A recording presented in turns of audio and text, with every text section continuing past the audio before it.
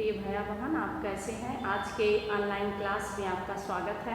सर्वेषां शुभम भूयात्, शुभम करोतु कल्याणम। आज का मेरा प्रकरण है राम नरेश त्रिपाठी जी का जीवन परिचय। यह राम नरेश त्रिपाठी जी बच्चों राष्ट्रीय भावना से ओतप्रोत कविता लिखने वाले कवि हैं।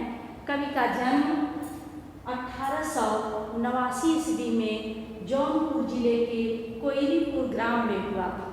इनके पिता का नाम रामदत्त त्रिपाठी। शिक्षा इनकी कोयरीपुर ग्राम में ही कक्षा 9वीं तक हुई थी। कक्षा 9वीं तक ही पढ़े थे बच्चों। मैट्रिक की भी परीक्षा इन्होंने उत्तीर्ण नहीं की थी, अर्थात कक्षा 10 भी पास नहीं किए थे। विषय संस्कृत, बांग्ला, गुजराती, हिंदी आदि का अच्छा ज्ञान। सोचिए, जो बालक कक्षा 9वीं तक की केवल पढ़ाई किया है और इन 4-5 विषयों पर उसको पूर्ण अधिकार है, यह किसी और का नहीं बल्कि उसके स्वयं के परिश्रम और स्वाध्याय का ही परिणाम है। अगर हम अधिक कहा जाता है कि करत करत अभ्यास से जड़मति होत सुजान, रसरी यावत जात से शिल्पल परत तिसान।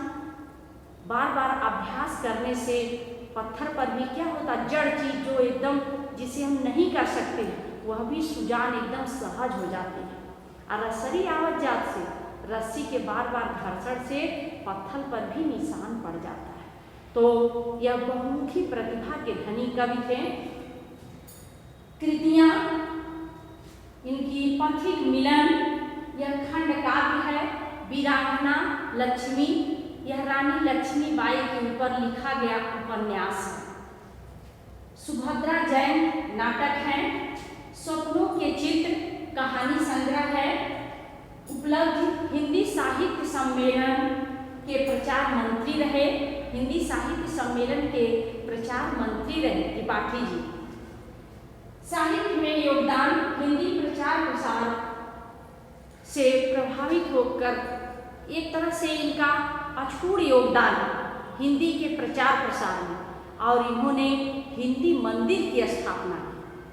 त्रिपाठी जी बच्चों मननशील, विवेकशील और यह चिंतनशील व्यक्तित्व के परिश्रमी कवि थे।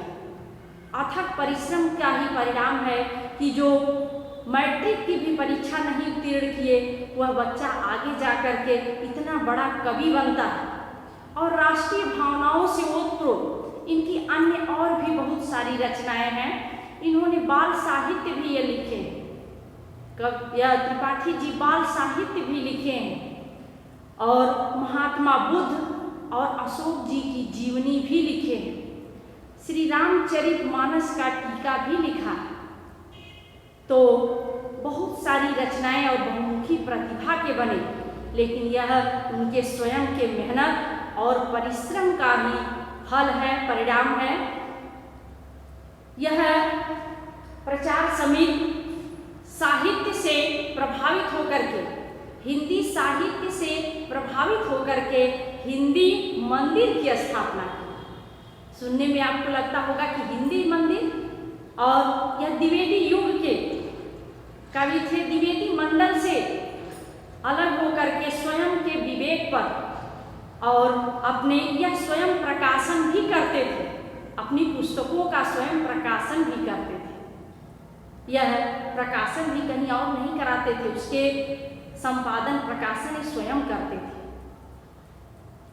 सोचिए कि कितना परिश्रम और मेहनत उस समय किए होंगे। राष्ट्रीय भावना से ओतप्रोत स्वदेश प्रेम इनकी जो आपके पाठ्यक्रम में कविता है, यह राष्ट्रीय भावनाओं से ओतप्रोत है कि हमारे पूर्वजों की कितने महान थे, अवर्णनीय,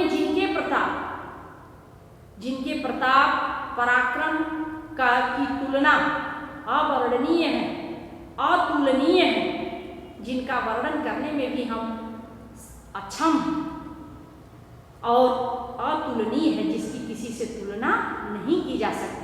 अर्थात इनके विषय जो थे काव्य के, वह राष्ट्रीय भावना से ओतप्रोत, राष्ट्रभक्ति, त्याग, परिश्रम, परोपकार, इस तरह बलिदान इन विषयों से प्रभावित होकर के राम नरेश त्रिपाठी जी का काव्य का मुख्य विषय राष्ट्रीय भावना से ओतप्रोत होकर के इन्होंने कविता लिखी है। अब यह रानी लक्ष्मीबाई एक वीरांगना थी।